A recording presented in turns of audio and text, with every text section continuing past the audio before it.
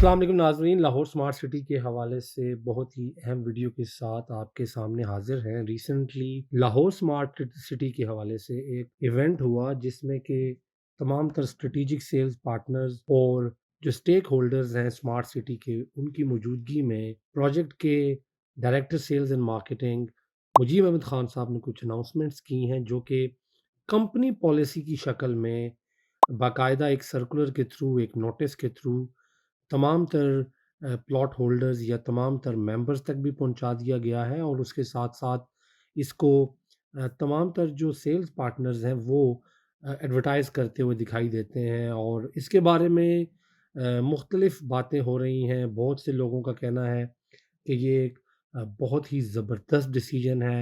हम थोड़ा-सा इसको एलैबोरेट करेंगे कि कैसे ये ना सिर्फ़ ये कि मार्केट पे असरअंदाज़ होगा, ख़ास तौर पे लाहौर स्मार्ट सिटी की मुख्तलिफ प्रोडक्ट्स की प्राइसेस पे, और उससे भी ज़्यादा अहम बात हम इस चीज़ को थोड़ा-सा डिस्कस करेंगे कि कैसे स्मार्ट सिटी की मैनेजमेंट, बिलख़ुसूस लाहौर स्मार्ट सिटी के हवाले से जो ये डिसीजन हुए हैं, कैसे ये डिसीजन जो है वो करके अपने प्लॉट होल्डर्स या अपने मेंबर्स और अपने इन्वेस्टर्स को ह्यूज फेवर दे रहे हैं। जितने भी लोगों ने आपके सामने ये चीज़ डिस्कस की होगी, उन लोगों ने इसको पॉइंट 1, 2, 3, 4 चूँकि 4 पॉइंट्स थे, मैं इसको चौथे पॉइंट से पहले शुरू करना चाह रहा हूँ। उसकी वजह ये है कि मेरे ख़्याल में ये बहुत ही बड़ी बात है कि साढ़े 3 मरला के बारे में ये पॉलिसी बनाई गई है कि साढ़े 3 मरला को भी सेकंड बैलेट में शामिल किया जाएगा। यानी एक बैलेट का ज़िक्र हम कर चुके हैं, जो बाकी मुख्तलिफ कैटेगरीज़ हुईं। अब साढ़े 3 मरला की अगर बुकिंग देखी जाए, तो बमुश्किल 2 से 3 माह पहले, शायद इससे भी कम अरसा पहले ये प्रोडक्ट मार्केट में लाई गई थी। और ऐसी एक प्रोडक्ट मार्केट में लाकर अगर आपको बैलेटिंग का मौका दे दिया जाता है, ऑब्वियसली क्राइटेरिया तो पूरा करना है, जो पेमेंट का मिनिमम रिक्वायरमेंट रखा गया है, जो भी उन्होंने क्राइटेरिया बनाया है, वो तो आप पूरा करेंगे।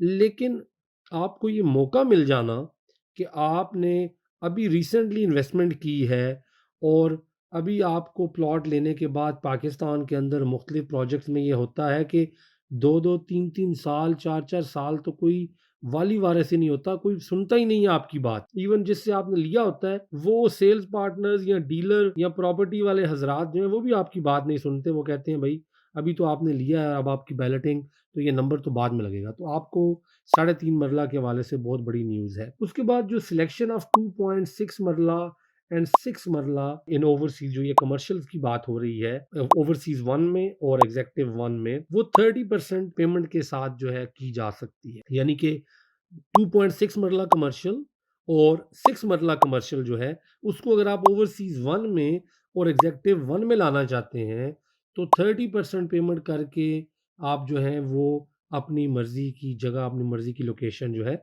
चूज़ कर सकते हैं। कंपनी ने मज़ीद इसमें ये कहा है कि since we have limited plots in overseas 1 and executive 1, rest of file holders can get acknowledgment slip of 2.6 marla and 6 marla on 25% payment with selection choice of second balloting. यानी कि जो लोग नहीं आ सकेंगे, क्योंकि लिमिटेड प्लॉट्स हैं, फर्स्ट कम फर्स्ट सर्व की बेसिस पे ये सारी मामलात होंगे, तो उन लोगों को हम फिर 25% पे भी सिलेक्शन का मौका दे देंगे second ballot. All those files who payment plan now remains less than 1 can be transferred on 35% and payment plan will be extended by 2 years. It includes all rates filed including residential and commercial.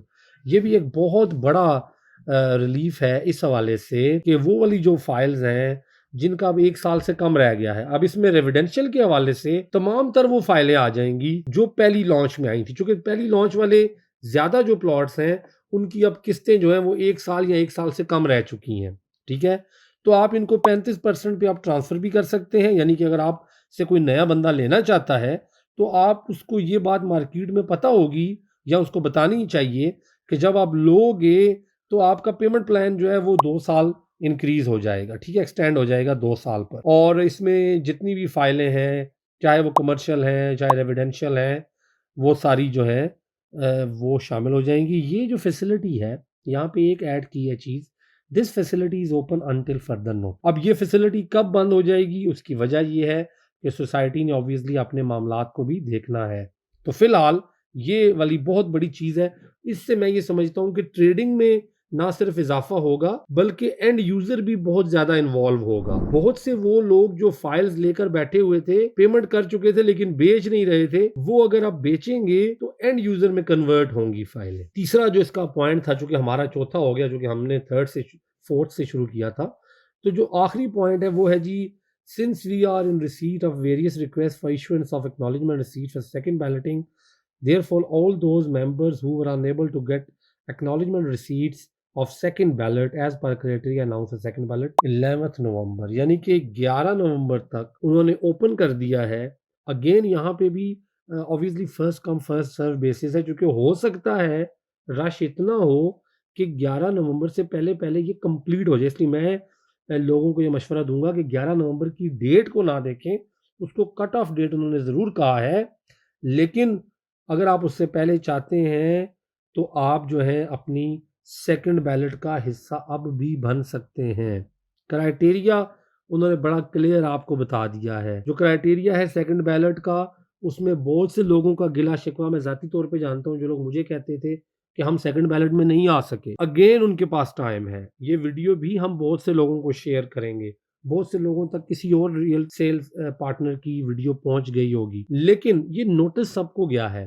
तो खुदारा अगर आप balloting में आना चाहते थे, नहीं आ सके थे, अभी भी आपके पास अपॉर्चुनिटी है कि सोसाइटी ने दोबारा से एक आप लोगों के लिए चीज ऐड कर दी है। इस चीज का भरपूर फायदा उठाएं। तो मैं समझता हूँ ये जो चारों पॉइंट्स हैं, चाहे वो 2.6 मरला और 6 मरला ओवरसीज फेज 1 या एग्जेक्टिव फेज 1 के हवाले से जो है लोकेशन सिलेक्शन की हो, चाहे वो पॉइंट नंबर 2 आपकी पेमेंट प्लान जो है उनको एक्सटेंड करने का और 35% से अबव वालों को ट्रांसफर की फैसिलिटी दी जा रही है, चाहे आपको मजीद सेकंड बैलेट में दाखिल होने का मौका दिया जा रहा है, और चाहे जो आखिरी पॉइंट था कि 3.5 मरला को भी ऐड होने का मौका दिया जा रहा है बैलेटिंग के अंदर, जिसका मतलब ये है कि ऑटोमेटिकली उनके प्लॉट नंबर्स लग जाएंगे।